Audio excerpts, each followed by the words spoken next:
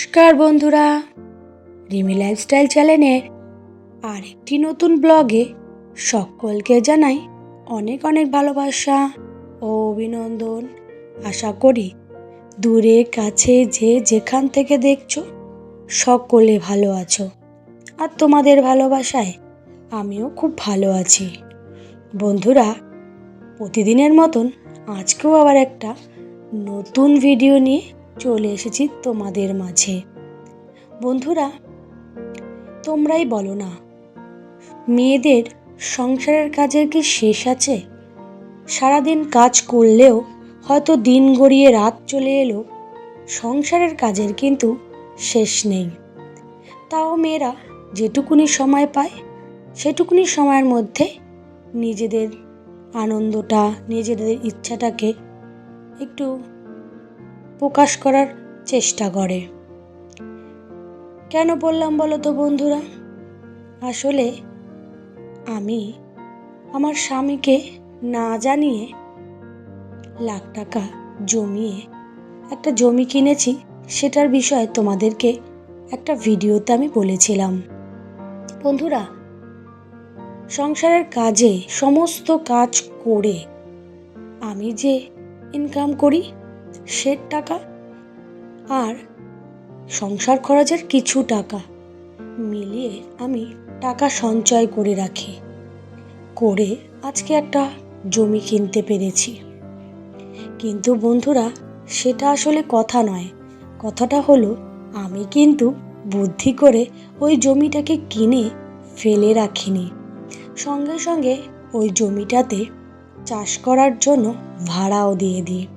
এখন ভগবানের ইচ্ছায় ওই জমি থেকে আমার মাসে কিছু পারিশ্রমিক আয় হয়ে যাবে।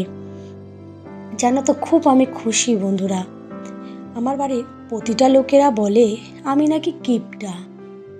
তোমরাই বলো না বন্ধুরা, যে হিসাব করে টাকা জমিয়ে জীবনে যদি কিছু আমি করতে চাই, তাহলে সেটাকে আমার কিপটামো? তোমরা বলো। তাহলে তো সংসারের প্রতিটা সংসারের বউরাই কিপটা। তারা তো হিসাব করেই সংসারটাকে চালায় যে সে কিছু টাকা জমায় রাখবে। কিন্তু আমার বাড়ির লোকেরা কিন্তু সেটা বোঝে না। তারা আমাকে বলে আমি নাকি কিপটা, টাকা খরচ করি না। কিন্তু আমার সংসার চালাতে তারা তো আমাকে 1 টাকাও দিয়ে যায় না।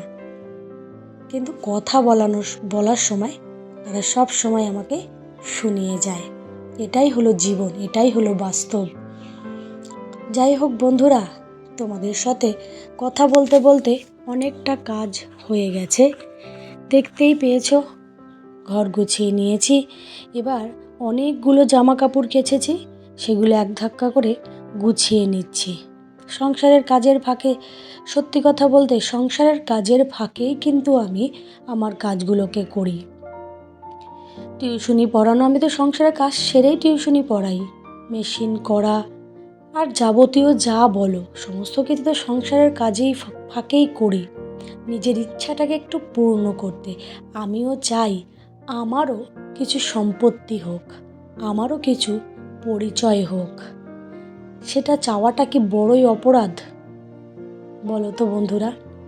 যাই হোক, এই দেখো বন্ধুরা, আমাদের পুকুরে এত বড় একটা শোল মাছ পেয়েছে। সেই শোল মাছটা এবার বলো সবার মধ্যে ভাগ হবে। আর এই যে একটু ডাল ঢেলে নিলাম, এই ডালটা এবার একটু বসিয়ে দেব। আর ওই শোল মাছটা বলতে পারো সবাইকে ছোট ছোট করে কেটে দেওয়া হবে। আমার শাশুড়ি আবার এগুলো খুব ভালো ভাগ করতে পারে, যেহেতু ওনার 6টা ছেলে মেয়ে, তাই মোটামুটি এই ভাগগুলো সে করতে পারে।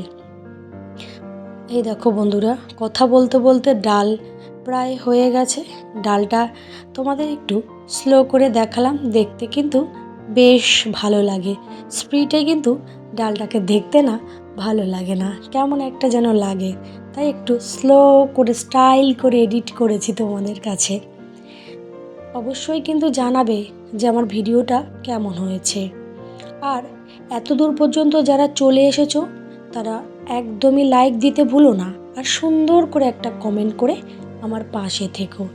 আর আজকের ভিডিওটা যারা নতুন দেখছো, তাদের যদি আমার ভিডিওটা ভালো লাগে তাহলে অবশ্যই সাবস্ক্রাইব করে আমার পাশে থেকো। দেখো বন্ধুরা, মাছ ভাগ করে দিয়ে দিয়েছে। দেখো কত ছোট ছোট পিস করেছে, বলার মতন না। ভাগ করে দিয়ে দিয়েছে যে যার ঘরে, আমরাও নিয়ে নিয়েছি। এবার আমাদের খাওয়া দাওয়া শেষ করে এই যে চলে গেছি জামা কাপড় তুলতে। যাই হোক বন্ধুরা, আমার কথায় যদি কোনো ভুল থাকে তোমরা একটু ক্ষমা করে দিয়ে মানিয়ে নিও। আবার আজকের ভিডিওটা প্রায় শেষ পজিশনে চলে এসেছি।